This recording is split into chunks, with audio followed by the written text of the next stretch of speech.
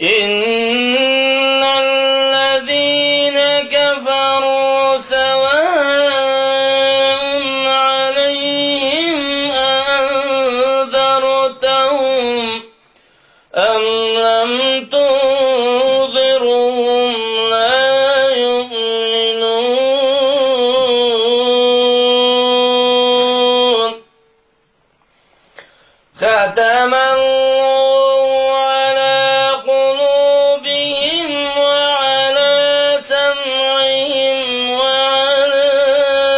أبصارهم غشاوة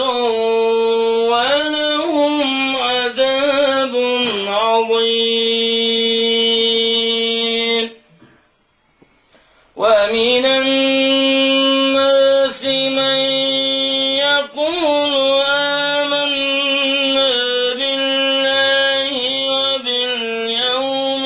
الآخر وما هم بمؤمنين يخادعون الله والذين آمنوا وما يخدعون إلا أنفسهم وما يشعرون في قلوبهم مرض فزادهم الله مرضا ولهم عذاب أليم بما كانوا يكذبون صدق الله